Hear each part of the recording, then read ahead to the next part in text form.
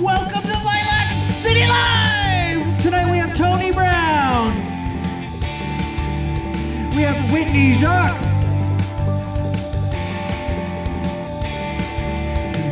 Charles Hall Jr. Andy Rumsey. And your host, Ryan Dean Tucker. Hello! Welcome! Oh, God. Hi. Oh, yeah, okay. I'll go over here. Hey. How's it going, everybody? Thanks for coming out. I guess it's pretty nice out, so there's better things to do. Glad you came. I didn't have much comedy content for the show, so I was like looking around for things to make jokes about, and I was like, and I started Googling things, and then was like, oh, I'll look at Google reviews about the library. And they're actually pretty normal. There wasn't any like weird, it was like, it's got an over a 4-star rating, it's fine. And then, but this is the only one that was really funny to me. And it says, Google Maps says I live here for some reason, even though I live nowhere near and I haven't been there, and it won't let me change it. 1 star. It just cracks me up that they're pissed at the library and not Google. I like that they said 1 star and they also put 1 star. It's like double 1 star. 1 star, in case you can't see stars. 1 star. But other than that, how are you doing, Hugh? I'm doing all right. I Yeah? had a pretty crazy week, actually. Some I got big laid changes. off from my big boy design agency job last Thursday, so got some life changes coming up. But I took some time and I thought about it, and I was like, what do I want to do now? You know, I want to go work somewhere else. But I decided to try to start my own thing, so I'm starting my own biz. I got an LLC. It's called Hue Maker. I'm still working on, getting all my stuff in order because, it's been quick, Yeah. But you have some... figuring out my brand. What else we got on there? It's going to be art and apparel and then freelance design. Yeah. So here's some art I like to make. Those were felt. These are some Inlander covers I did here. Here's a book I did for Tyler Lafferty, local businessman and serial entrepreneur. So I did these designs for a video for the Seattle Seahawks with the agency I was with. That was pretty cool, doing stuff for the Seahawks. That's that. I'm figuring it out. If you guys want to follow along, I'm on Instagram at hue.maker, and then there's my email. I'm trying to get everything in order and follow Hue if you want. Yeah, for all your design needs. Musical wizard, design wizard. I wrote a little song about that whole experience. Okay. This might sound like a joke. Usually you and I joke a bit. This is real. He's really doing this. Just I to be filed clear. an LLC. I'm doing all of it. But I did write a little song. Oh, did he? Hit me. It goes like this. Ready? Mm-hmm. Yep. Here it goes. No!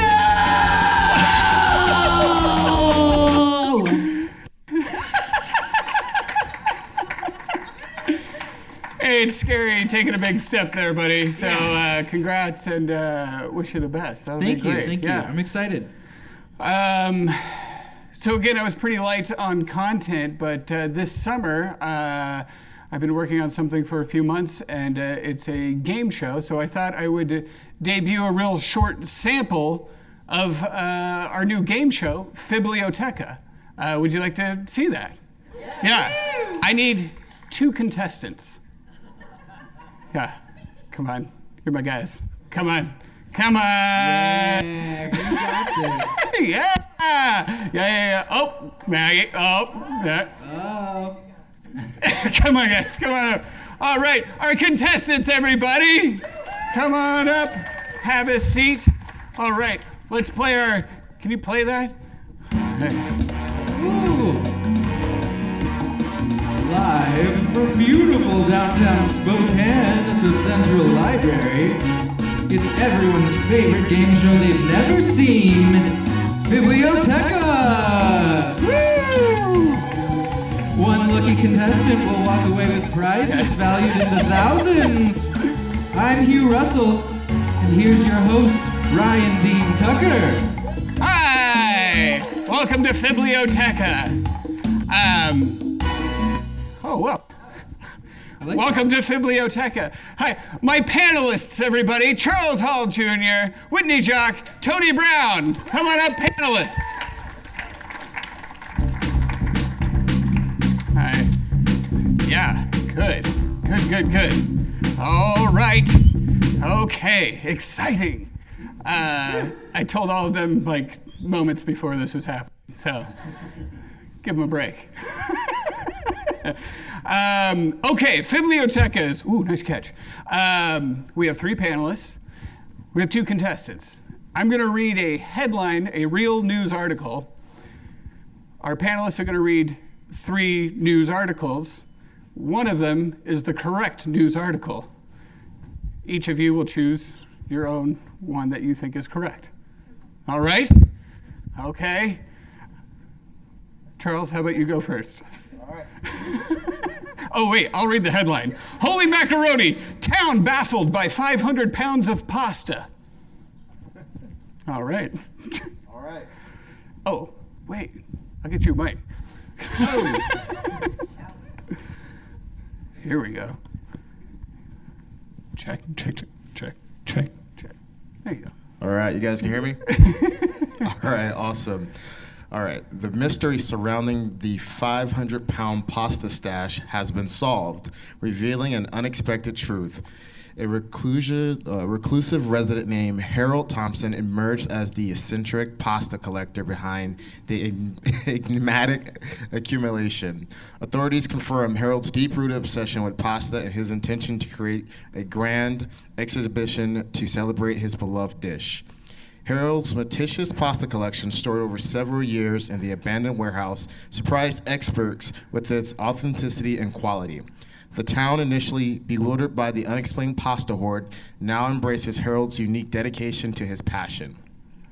In the honor of the discovery, the town has organized a pasta-themed festival, allowing residents and visitors to indulge in any array of pasta dishes crafted from Harold's remarkable collection. The surplus pasta will be donated to local establishments, ensuring that Harold's passion contributes meaningfully to the community. The resolution of the mystery highlights the town's newfound appreciation for unconventional hobbies that shape its residents' lives. Harold's Pasta Stash will forever stand as a testament to the limitless wonders that can be found within even the most unexpected corners of one's pursuits. I could have condensed these. This is a trial run. Whitney. Can you hear me? Yeah, is she on? Yeah, you can hear you. Okay. Yeah. Okay. After relentless investigation, authorities have finally cracked the case of the 500-pound pasta stash, exposing an elaborate prank gone awry. The mastermind behind the scheme, teenager Mark Johnson, confessed to orchestrating the spectacle with the intention of creating a sensational buzz in the town. However, their plans spiraled out of control when they realized they underestimated the amount of pasta needed. Following an anonymous tip, authorities apprehended the group responsible for the prank. The teenagers had meticulously organized the pasta stash in a secret warehouse hideout, intending to create an awe-inspiring visual display. However, an unforeseen security alarm thwarted their plans, leading to the discovery of the pasta hoard. While the town initially experienced a mix of amusement and curiosity, Chief Inspector Adams emphasized the importance of responsible pranks and the consequences they can entail. That seems like a grammatical error. Teenagers involved will face disciplinary actions, including community service and restitution. The recovered pasta will be donated to local food banks and charities, ensuring a positive outcome from this peculiar pasta affair. As the mystery unravels and the town moves forward, a sense of relief settles over the community. This is a reminder of the need for thoughtful decision-making, even in the pursuit of harmless pranks, and highlights the importance of fostering a harmonious environment within the town. Whew. Okay, all right. And our final, Tony. Residents of a New Jersey town are stumped after they found about 500 pounds of pasta inexplicably dumped next to a local brook. Last month, Nina Jokowitz, a former candidate for a seat on the Old Bridge Township Council, posted pictures on her Facebook page that showed heaps of spaghetti and macaroni preposterously dumped alongside a bank of Lilac Brook. I don't know what that Lilac Brook. We would estimate several hundred pounds of uncooked pasta that was removed from packaging and then dumped along the creek, Shaw told CNN in a statement. It looks like it was only there for a short time, but moisture did start to soften some of the pasta. The pasta was eventually cleaned up by Public Works employees who ended up filling what appeared to be 15 wheelbarrow loads of the pasta. Some residents think that they may have solved the mystery after they discovered that the pile of noodles came from a nearby home that is currently up for sale. After his mother's death, a military veteran was moving out of his mother's home when he discovered a stockpile of old pasta in the house. I really feel like he was just trying to clear out his parents' house, and they were probably stocked up from the prior lockdowns associated with COVID-19, the neighbor Keith Rose told NBC New York. In a statement to CNN, the Old Bridge mayor, Owen Henry, chimed in on the scandal, dubbed Pastagate, saying it was a lapse in judgment because this material could have been disposed of properly. Okay, this has been a learning lesson for me. Condense, maybe a little weirder with the stories. Okay, contestants, give us some dramatic, thinking about it music cue. Think. Will it be Charles? Will it be Whitney? Or will it be Tony's story? No, it's separately. Okay. The original headline is real, so you're with Tony, okay. You're with Charles, okay. All right. Sorry. And who had the correct story?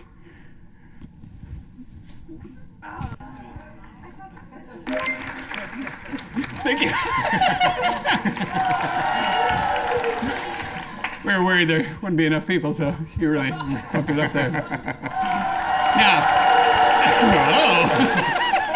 There we go. now that is the game show. Again, I'll tighten that up a little bit. We'll make it a little wackier. And we'll do 3 questions each episode, and then have our contestants, guess the correct thing. We'll keep it like that. But in the event of a tiebreaker, there will be a lightning round in which I will name a strain of marijuana, a horse that's running in the Preakness, and a made-up thing from my mind. Would you like to try to guess? Okay. Black caviar, cream caramel, Papa's mustache.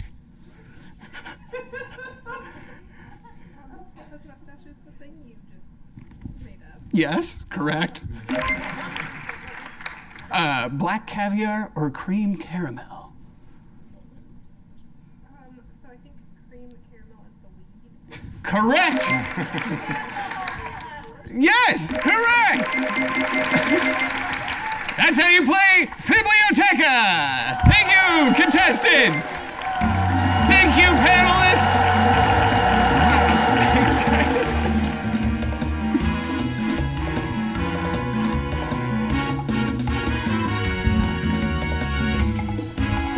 Quick, this stuff. I'll probably get some stage hands for. Oh, thanks, Tony.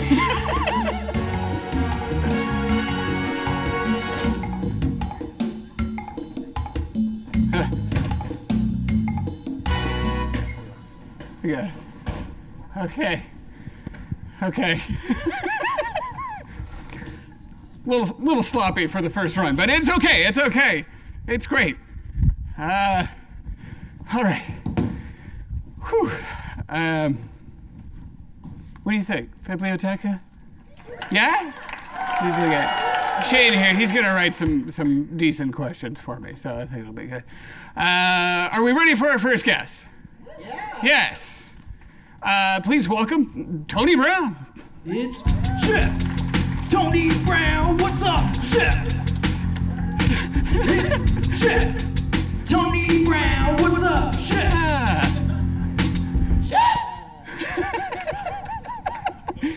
He was on the ones and Save that twos. song. Yeah. you do that every time you walk into the restaurant? Yep, Just every do it? day. Yeah. How's it going, buddy? Good. Not doing too bad. Yeah, thanks for doing this. Of course. Yeah. Well, right out of the gate, I want to say you were nominated for the James Beard Award, a huge achievement. Yeah. That must have been pretty exciting to get that news. Sure. Did they Give call the old you guy or a try. You know? call you like 4 in the morning like they do for the Oscars? I actually got a bunch of text messages early in the morning because obviously it was released earlier on the East Coast. Oh, yeah. So I woke up to a bunch of text messages saying, "Congratulations!" I'm like, "What's going on?" Oh, cool. And they emailed me and stuff. You know. Oh, wow. I actually heard from people first before they actually emailed me. Oh, wow. Did they like release that information, or just Yeah, people they got just the inside? release it in a big press conference. Oh, thing, cool. and Wow. Yeah. And then were you like, whoa, Yeah. what? I was like, "What now? Like, what do I do?" Do you have to go do some competition or Yeah, something exactly. like that? Like, you know. Yeah. Well, you were a finalist, but didn't get the win. No, the winner is actually announced June 5th, but it starts with a group of 20 from a region, Northwest region, and then they whittle it down to 5. Okay. So I didn't make the 5. Didn't make the but- 5. Okay. Well, I knew that, and reached out to some people. So you didn't get the James Beard Award, but I did get you the Ryan Dean Goatee Award for culinary excellence. It's my real hair on there, so. I'm glad you cleared that up because Yeah. it's kind of questionable. Questionable hair there. I was going to call it the Ryan Beard Award, and then my wife was like, it should be goatee. And I was like, yeah, that's much funnier. I love it. So congrats. Big win. The first one. I ate The pizza from a inaugural. bag, so, you know. So, it's ruins now. It's been for a while, but there's been many things in between. Where was your start? My start for Start myself. chefing. I worked in Spokane in the 90s. Yeah. Cool. Just at various places. I worked at a place called Fugazi, which was kind of like Oh, I remember Fugazi. one of the first, like, I don't know, new cuisine, Yeah, kind of yeah. California cuisine. Remember you know. Kachina? Kachina, sure, yeah. So I didn't, I mean, I had no aspirations to become a chef at that point, but I moved away to Seattle and Portland, Chicago, and then came back when I was 29. Yeah. And I didn't have anything else to do, so Yeah. I got a job at a restaurant again, which was Mizuna. Okay, yeah. And I became the chef at Mizuna. I was the chef there for 7 years. Yeah. Got totally When burned it was out. good. All right. Yeah, Mizuna's a great restaurant. Got totally burnt out on cooking that sort of food. Yeah. Just because I was working, 60, 70 hours a week. Yeah. It's a grind. So I was walking by a little tiny coffee shop up on Broadway that was for sale, and I thought, I'm going to start a little sandwich shop. Yeah. So I started a sandwich shop, and we were open from 8 until 3, Monday through Friday, Yeah. and that was great. Best time of my life. Stella's. Yeah, Stella's. The best. The best. And then I got really stupid and walked by the Ruins spot on Monroe. Hop skip from Stella's. Yeah, just right around the corner, and thought, oh, I should start a restaurant. And Yeah. then I had a sandwich shop and a restaurant, and then I was working 60 or 70 hours a week again. So That's more like most and people then- go like, oh, I need a new pair of jeans. Yeah. But you were like, I need a new restaurant. exactly.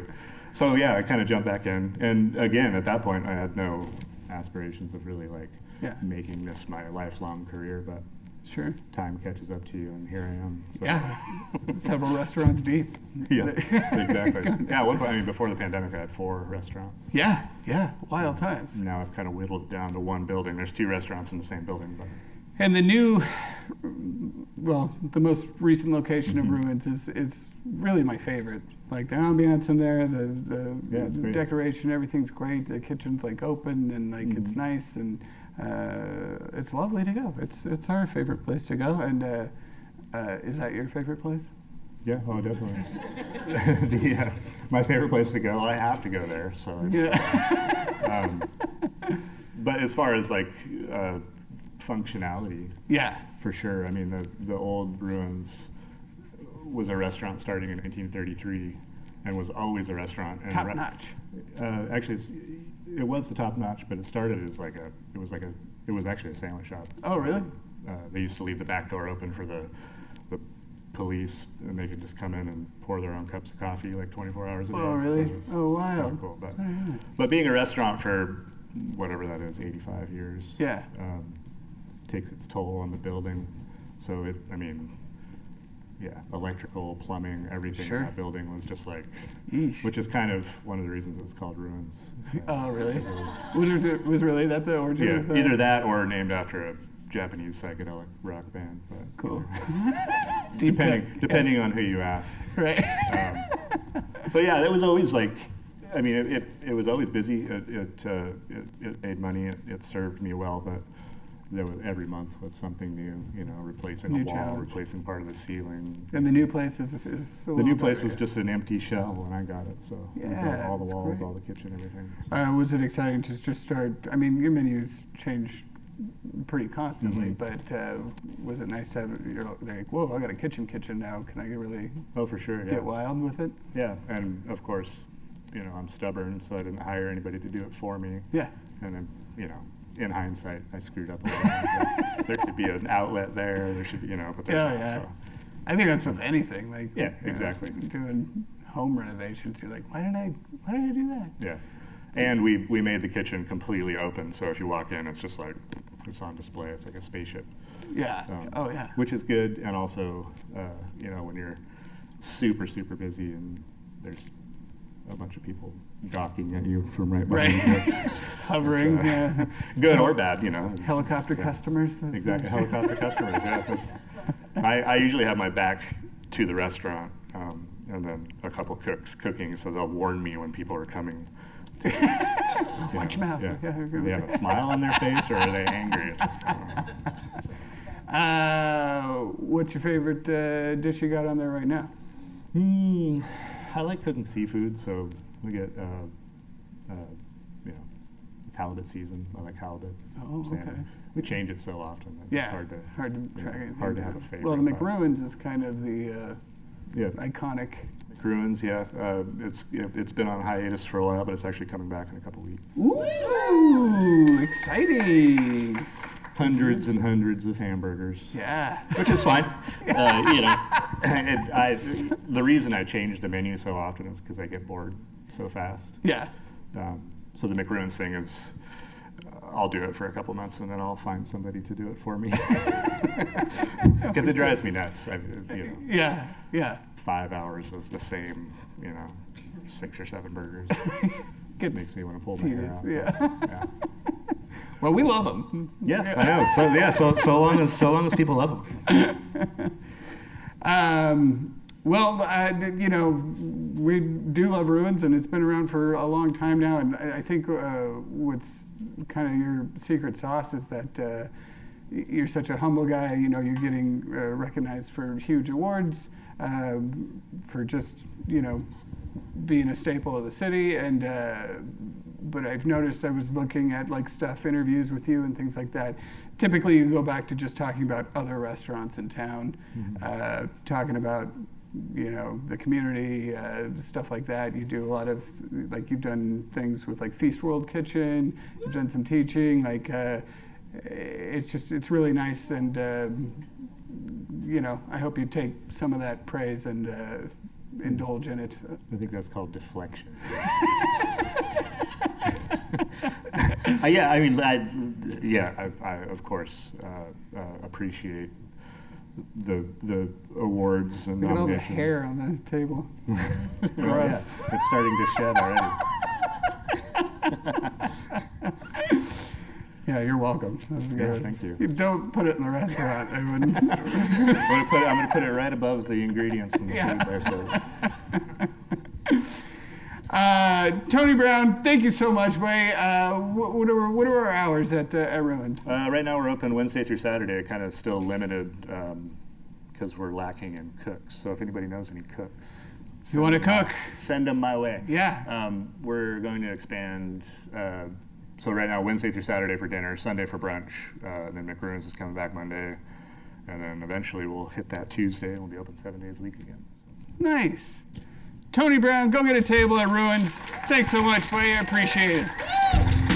Yeah.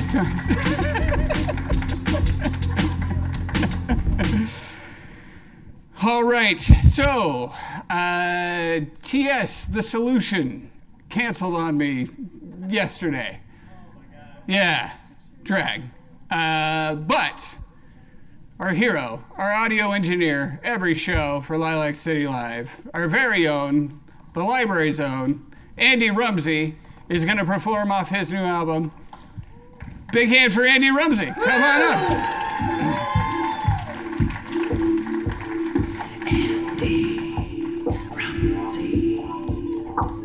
Andy Rumsey. Hi. Did I put that in the wrong order? Sorry. All right. I guess we'll stand over here. Yeah. You kind of know the routine. This is the latest album. Came out not too long ago, right? Just under a year. Came out President's Day of 2022. There you go. Okay. Well I'm very good at marketing. What are you going to perform tonight? Tonight's actually going to be a new one, or we'll play something off here. But, Okay. We're going to play one. I don't even have lyrics for this. I just make it up. This one's called Dancing in My Head. This is one that myself and Phil Brannon, my buddy here on the hand drums, give him a hand of applause. Give him a hand of applause. Yeah, this one's called Dancing in My Head. Dancing in My Head. Andy Rumsey. Thank you.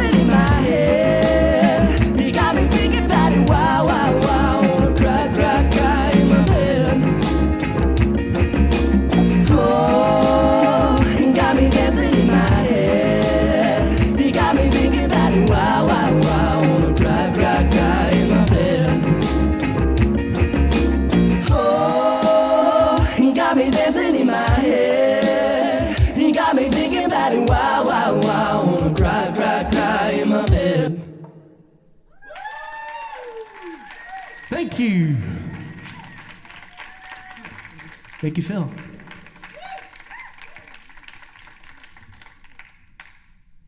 Andy Rumsey. Wow. What a voice. That's so nice.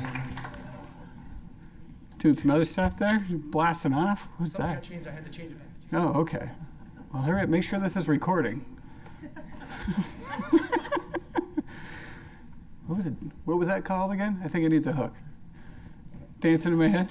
Something like that? Just kidding. Hey, buddy. Hey. Hey, everyone. I don't even have anything. I forgot to write notes. Yeah, it's nothing.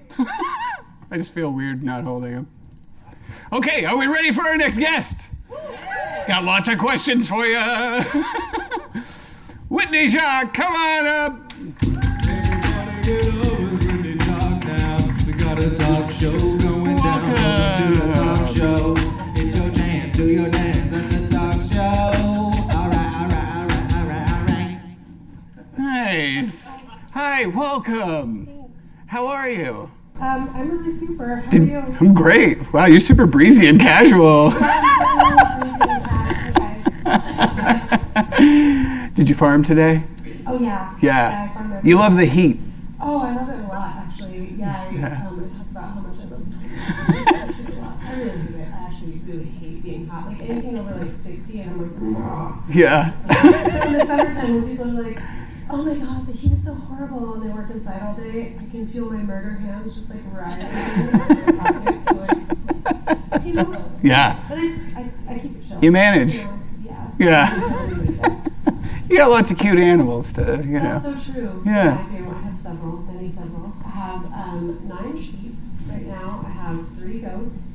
I've got some waterfowl. I don't actually know how many chickens I have. I think I have like 50. Yeah. But you know, the numbers go up and down. Sure. Chicken math, you know, they're like in, they're out, they're dead, they're alive, they're, you know. Right. Who knows? I don't know. Chicken math. Names. Love it. It's the name of Andy's next album. Yeah. Look, I'm doing this.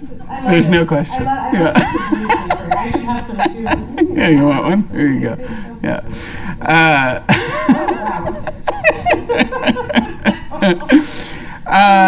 Well, tell us. Well, you have your farm, Verdant Hair. Right. You had a farm. Yes. You made food. Yes. Yeah. I grew food. Yeah. And people take it home. And Tony makes the food. Yeah, Tony Yeah. makes Okay. it. Yeah. Okay.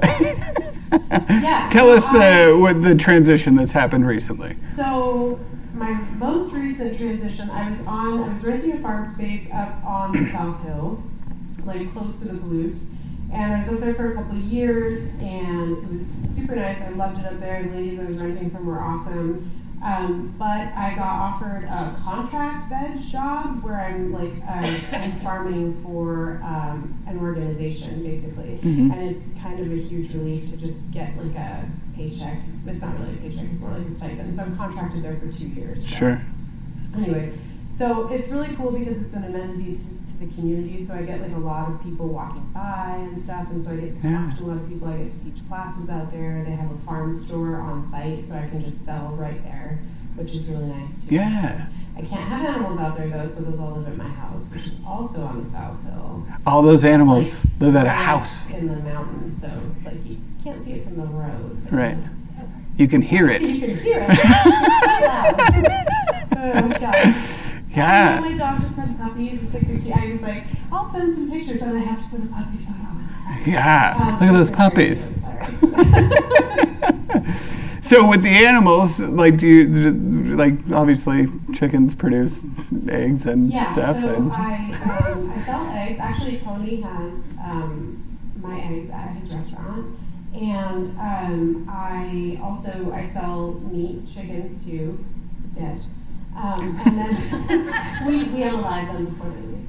And then I have we do lamb too. I cut my flock down by quite a lot because I kind of decided to focus on one breed. I had 3 before, and I just kind of like gone down to just one that I really like. And so I'll have land next year, but this year I'm just like, I just have breeding stock that I'm like keeping. Oh, okay. Yeah. Just growing. Yeah, just growing. Yeah. And I'll have lambs next That's year. wild.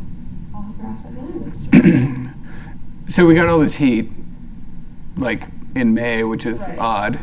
Yeah, it's super odd. Is it weird to do farming time when spring is so wild here? Well, yeah. Actually, last year was really weird too because last year it got warm and then it got really, really cold through like July. Yeah. So that was even harder because that just stalled everything, and so all these things that we thought we'd be producing just weren't doing anything. Oh yeah, that's from Williams with my daughter.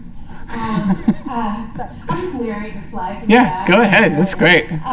Yeah, but this year it's super hot, and the only reason that that's rough for me, because I hate the heat, but also is, so I have a 30 by 30 greenhouse, and in the greenhouse it's like crazy hot in there right now, and trying to kind of control that heat in there can be really trying. You know, Sure. because like you think like a greenhouse you want it to be hot, but actually plants will get sunburn and stuff if they're too hot, and they get really stressed out. Okay. So trying to like manage my own stress levels and the stress levels of my plants has that's been something. It's tricky. Yeah, so. And you did mention just a bit ago that like you teach. I do. But you go on site. I do. So if you were thinking about, hey, I could have a garden or a greenhouse or whatever, you could show up and tell them what's what. I'll do a dance in your yard, and then we'll talk about your garden. So I teach classes on site at my farm, but then I also I do garden consults at people's houses. For me, I'm a super visual person, so when people have questions about their garden in particular, like they start asking me specific things, it's way easier for me if I can actually go and see what they're talking about and then figure out what they actually want. The other thing too that often happens when I do garden consultations is people have really grandiose ideas about the amount of time that they're going to dedicate to their garden, and I try to kind of a little bit and make it something that they would actually enjoy, because I want people to garden forever, so I'm like, I don't want people to start too big, get totally burnt out, decide they're just bad at it, Sure. and then quit. So it's like, it's easier to start with all the right tools, and and then I'm always available as a resource. I always tell people, if I've ever done a consultation for you, you can call me anytime, and I'll help. You've actually made friends doing this, yeah? I have. Yeah. I've made some great friends, actually. I think Marcel is here. Hi.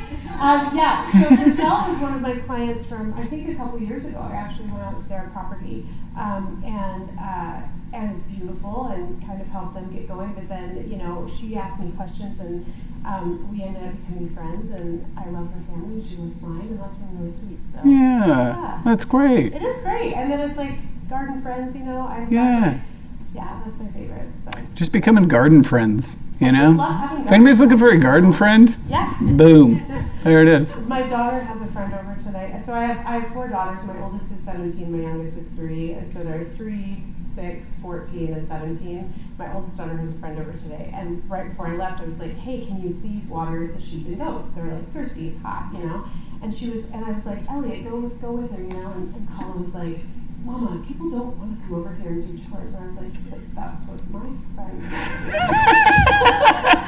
She's like, that's because you make them. I'm like, I really like it.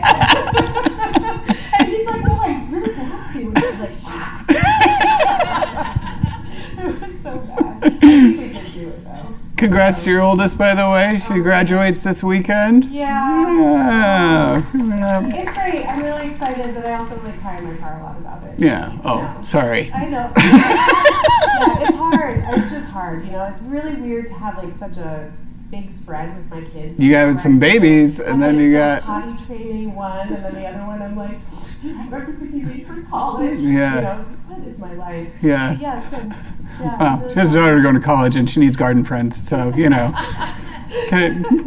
help her out. I got it. Anything else you want to talk about, Wen? I don't think so. Yeah? Yeah. Where can people find you? I'm in Liberty Lake at the River District Farm. If you want someone to prepare you delicious food with things that I grew, go see Tony. I've been growing. Tony was actually my very first customer, which is like the sweetest thing. Oh, I know.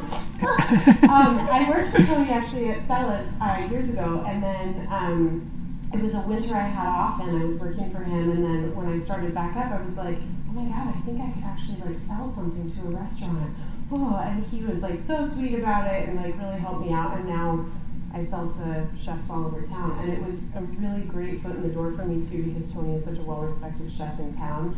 To be able to say I sell to Ruins, and then people would be like, "Oh, okay, like you're legit," which was awesome. So, yeah. Thanks, Tony. Yeah. See, what a nice guy. Yeah.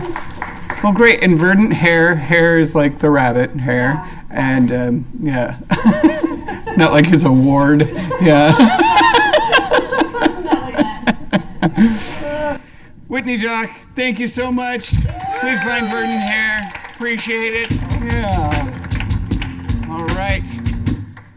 Okay, Hugh. Final stretch. How you feeling? Feeling great. You ready to laugh, everybody? All right. Charles Hall Jr., come on up, buddy. Give a round of applause for Charles. Grab that microphone. Sorry, I left you micless, man. I don't know what I was thinking. I'm just gonna let you do your set, and we'll talk about some dates that you got coming up and things like that. All right. Awesome. All right. Awesome. Can you guys hear me? Charles Hall Jr., everybody. Hi, white people. Oh, you're excited to be white. All right. That's an appropriate, I guess, opening statement for anywhere in Spokane and east as far as North Dakota. I mean, you don't get that much more diverse after that. Give it up for your host, man. Ryan's been doing an amazing job. Kind of upset at him. He didn't tell me I had to read when I took this gig. That was hands down the most terrifying thing I've done in a very long time. I've done arenas, I've performed in front of celebrities. I have never been as nervous as I was trying to read that paragraph, ladies and gentlemen. Like, I have a new topic in therapy now. Ryan said, I can't read, man. It was tough. Sir, little sir, this is your sign to stay in school, okay? Like, that's, whoa, I'm almost 30. That paragraph should not been that rough, man. Like, I am flipping out on that, man, but it feels good being here. Lots of cool stuff going on in my life. Just had my third baby. Yes, if you don't have kids, don't. Okay, it's not worth it. Okay, I'm on my third baby. You know what that means? I'm one mistake away from a minivan. Okay, that's not cute at all. I never forget. I forgot. So like this one was an accident, but I forgot how tiring that first year is when you have a new kid. Like if you have babies or a little sibling, you know how tiring it is. I never forget. I was changing a diaper at like 4 a.m. and I had a headache. I was like, you know what? I'm gonna take some Tylenol. So I go to the medicine cabinet, take some Tylenol. I misread the label, and I accidentally took off-brand laxatives. If you've never had off-brand laxatives, they work like the McDonald's ice cream machine, okay? Not when they're supposed to, whenever you want to. I was playing Russian roulette on the toilet for a week. It was the most terrifying thing. I'm a grown man. I'm scared of my farts. Like, I don't know what to do. Like, it was... It got to the point by the end of the week, I was wearing a diaper. Okay, that's how bad it was. It might have been the first time, though, in human history where the mom, the baby, and the daddy are all wearing diapers at the same time after a baby was born. If you don't have mixed kids, I recommend you get them. They're great. My kids are all mixed. One thing about mixed kids I didn't know before I became a parent was they all come out looking different, like different shades, different textures. Like, for example, my oldest, she's a girl, she's 7 years old. She looks like a mini Zendaya, very beautiful. My baby, he looks like a little mini Tiger Woods. But my middle son looks Mexican. I did not see that coming, okay? Like, that's how bad it was. I was picking him up from daycare, and it was me and a Hispanic dad looking at each other because we couldn't figure out whose sons was who. He was like, you go first. I was like, nah, you go first. He went first. He looked at my son. He was like, are you Juan? And my son was like, no, I'm 5 years old. That's my dumb baby, okay? Like that is... I tried to tell him, I was like, son, Juan is his name. He's like, well, if he's Juan, can I be 100? I was like, you know what? Shut up. You're done. You're done. Life's great. I love being in Spokane, man. I'm not originally from here. I moved here about 3 years ago. I see no one clap for that. They're like, why'd you move here, right? Spokane is a very interesting city, okay? This is the first day I was here. I went to a Starbucks, and I was making some coffee, and I like putting stevia in it because I'm woke. And I was putting stevia in my coffee. Something spilled on the table. Out of nowhere, this guy walks in. He goes, hey, man, you spilled some of your angel dust, brother. If you don't get it, I will. And just like walked off. Yes, and I was like, sir, it's stevia. He was like, my bad, brother stevia, and then just walked off. I was like, what is going on here, man?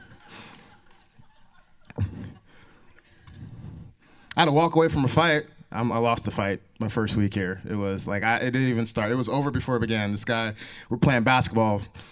I fouled him. He got in my face like, man, we about to fight. And I was like, you ready to do this? He's like, yeah, let's do this. I'm about to beat the black off your behind. And when he said that, I walked away. That is the most dangerous thing I've ever heard. You got to be a dangerous man to smack the black off somebody. That's like, I don't know how much I have left. That is the very...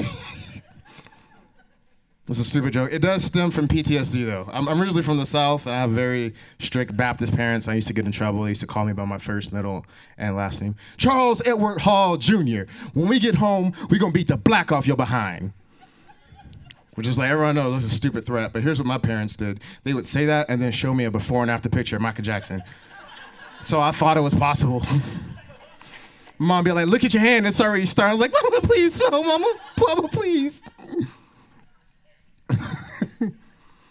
Spokane's a cool place, man. I've been looking into a lot of new sports since I moved here. I'm a big fan of wheelchair basketball now. Wheelchair basketball is great because everyone's the same height. Very level playing field, unless you got like bigger tires or something, but that's clearly a violation. Wheelchair basketball is cool because there's not a lot of knee injuries. I don't like seeing knee injuries. That's great. I feel like, though, if you tear your ACL playing wheelchair basketball, you're done. You should retire from wheelchair basketball. I'm sure they'll let you keep the wheelchair, obviously, but everything else, you should be gone. I watched Bloomsday, right? If you don't know what Bloomsday is, that means you're not from Spokane or you're not white. Bloomsday was cool, man. It was, I've never seen a real marathon before, which is boring, if I'm being honest with you. I will say I looked it up. I saw they had like a wheelchair division, which was dope. And I guess the person who won the men's wheelchair division did it in like 30 minutes or something like that. I did the math on it. That means this guy was moving at like 16, 17 miles per hour for 30 minutes straight, which is great given the amount of potholes Spokane has. Oh my gosh, man. That is some talent right there. I feel like if someone in a wheelchair going that fast hit a pothole, it would be equivalent of a NASCAR racetrack crash. It would just, like Ricky Bobby, would just be flipping and flipping and flipping. It would be devastating. No, I watched the, the Bloomsday, watching people run and stuff like that. And the whole time I was watching it, I was like, you know what? If there ever was a zombie apocalypse, these are the people I want to be zombies first. I mean, old people in booty shorts where they're running like they gotta go to the bathroom. I can outrun that. That's easy. But you know what would be scary though? Those wheelchair zombies. Oh my God. At that point, I hope and pray they hit a pothole. I'm like, that is my lifeline right there. It's such a stupid joke. No, man. Spokane's dope, man. Learned a lot about myself here. I learned that I have a lot more pet peeves than I thought. One thing I do not like big dogs. Okay? Oh, yeah, I might pinch somebody. Yeah, I do not like big dogs. I'm sorry, I don't. Okay? I don't like big dogs that can, change your mind any given second, okay? I can't win a fight against a big dog. That's just I love dogs, okay? For example, my favorite dog is a pug. You might laugh at that, okay? Because it's like the Stephen Hawkins of dogs, but oh well, okay? That's what I like. But if a pug attacks me, all I gotta do is just stop paying its medical bills, okay? It's done. Or a chihuahua tries to attack me, I don't know, what do you do with chihuahua? You put them on top of the refrigerator? I don't know what you do. One thing I don't like about big dogs is their owners. Yes, I don't like you big dog owners, okay? Always forcing you to meet your gigantic dog for no reason, man. You notice big dog owners always gotta give a dog's backstory whenever you meet them? Look, if your big dog's backstory is the same backstory as Batman, I don't want to meet your dog, okay? Oh, he's an orphan. He was found on the streets. His parents were murdered. He's an only child. He has PTSD and he's depressed. This dog doesn't want to be pet. This dog wants vengeance, man. Like, I don't want to pet your dog. And here's one thing I hate about big dog owners. You guys give the worst advice too. You know what you say? Hey, if you cool, he'll be cool. If you not gonna be scared, he ain't gonna be scared of you. That's the stupidest advice I've ever heard in my life. That has never ever worked in the history of the animal kingdom. If you're not scared, it won't be scared and won't bite you. Are you kidding me? Tell that to all the zebras in Africa. They're just minding their own business.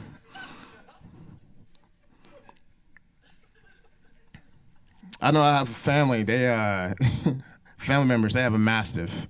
Okay. They told me, come over, we want to talk to you. I'm like, all right, cool. They're like, you're going to meet our dog today. I'm like, do I have to? They're like, yes, and they lock the door behind you. That's how crazy you big dog owners are. Now, this Mastiff is the same height as me on all fours, okay? This is a horse, okay? This is one thing about you big dog owners. I think you just get big dogs because you can't afford horses, okay? You're poor horse owners. That's why you have big dogs,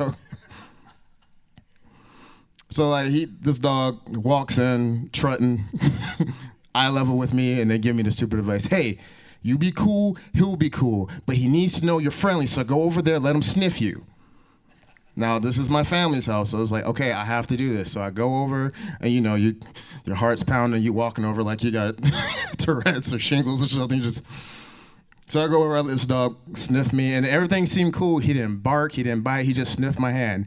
And the guy was like, oh man, see, you cool. And I was like, all right, cool. So I walked away. As soon as I walk away, this is all I hear. Now the dog's sniffing my booty.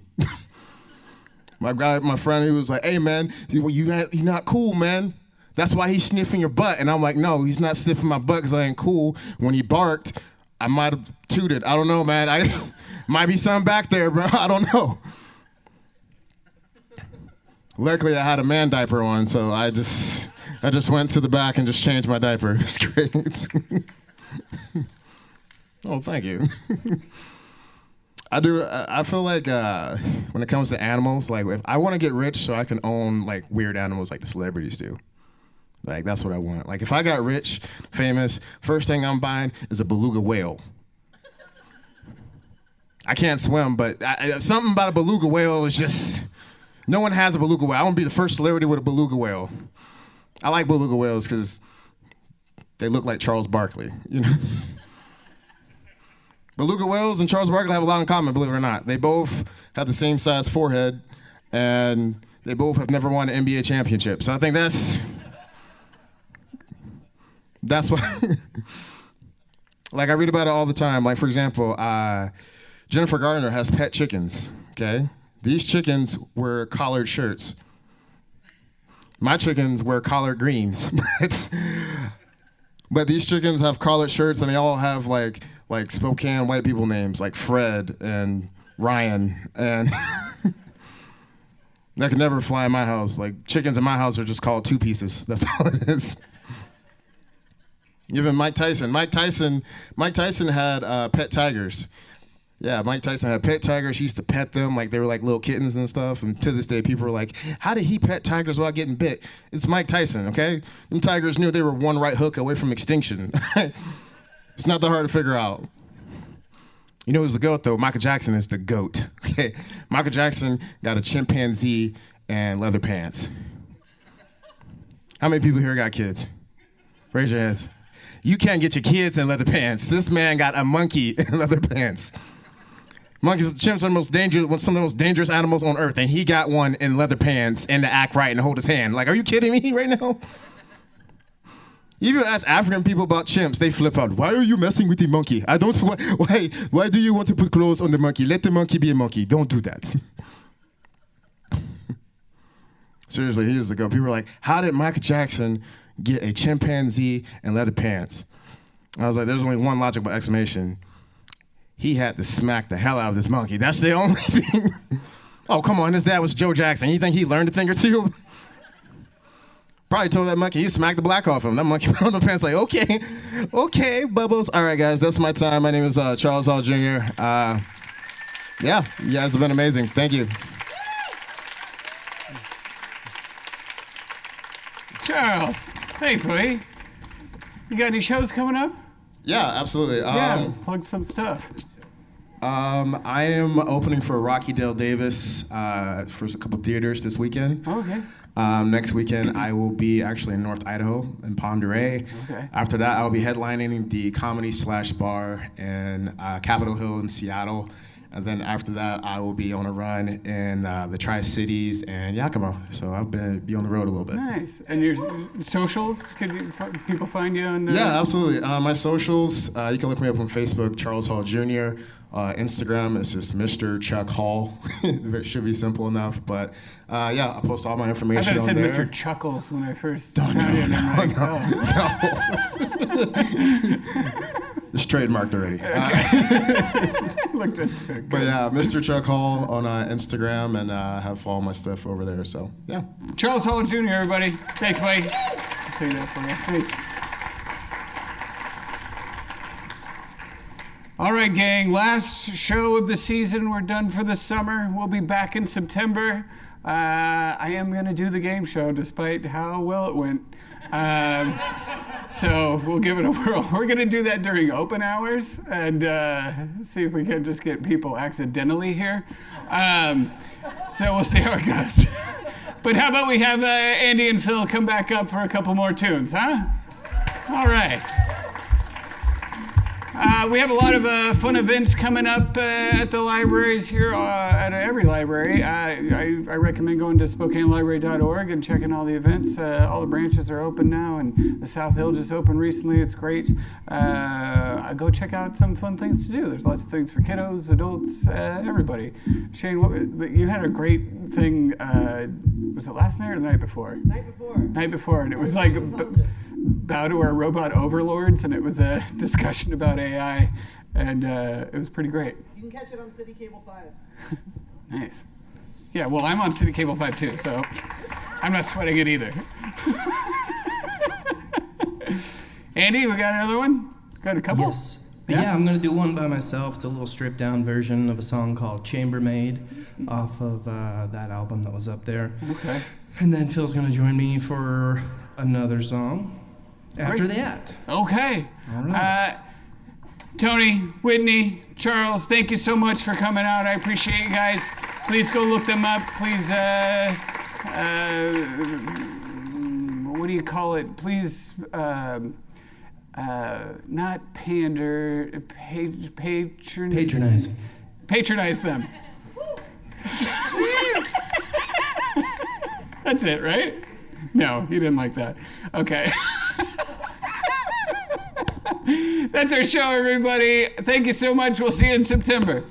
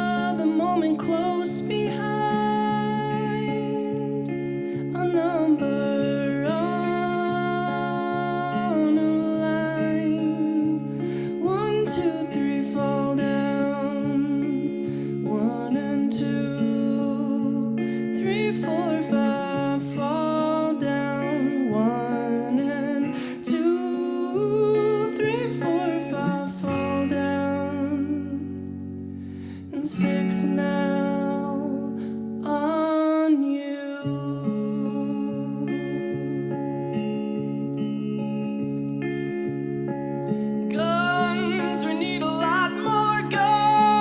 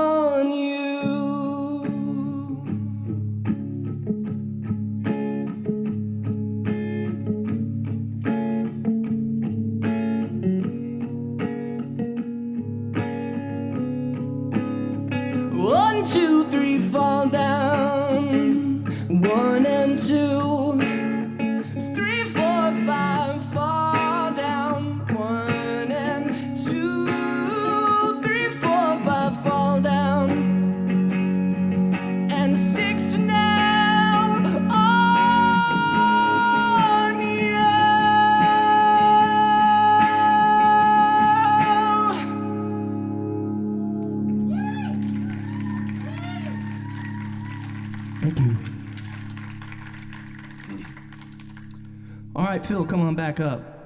We're going to end with one called Looking Glass.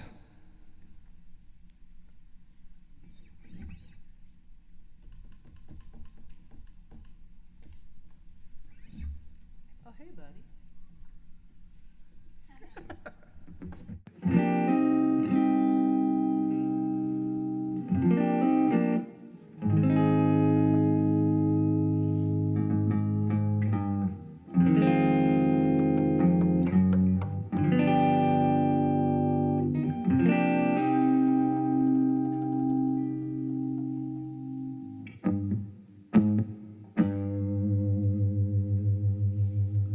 Spooky.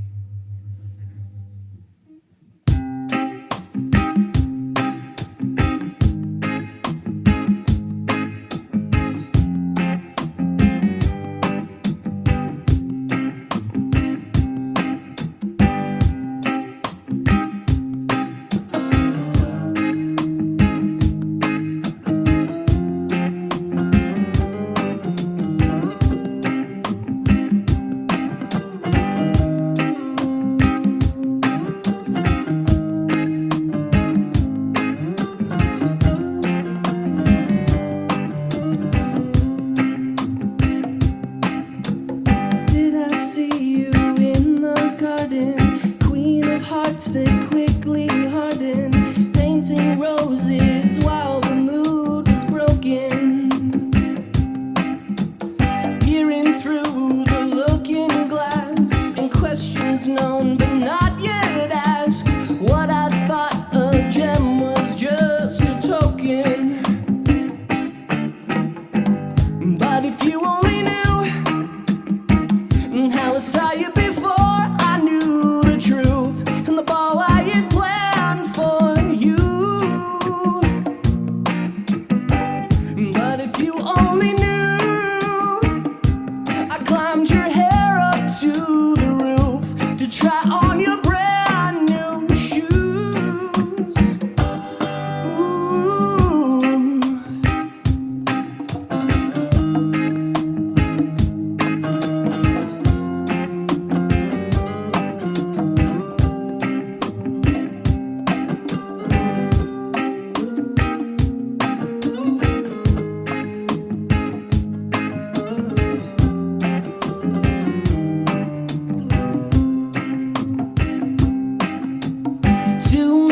Too many wolves were creeping with such big lips to kiss you with. Looking back, I should have left you sleeping. Now too many wolves were creeping with such big lips to kiss you with. Looking back, I should have left you sleeping. But if you only knew how I saw you before I knew the truth, and the ball I had planned for you. But if you only knew, I climbed your hair up to the roof to try on your brand new shoes. Ooh,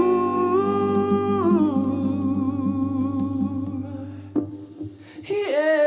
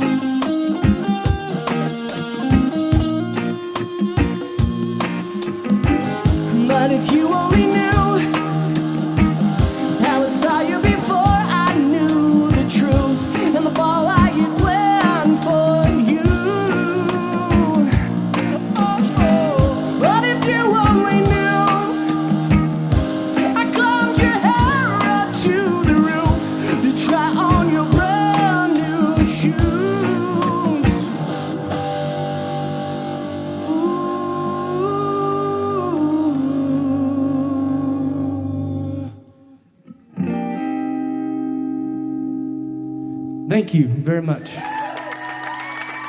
Y'all get home safe. Much love.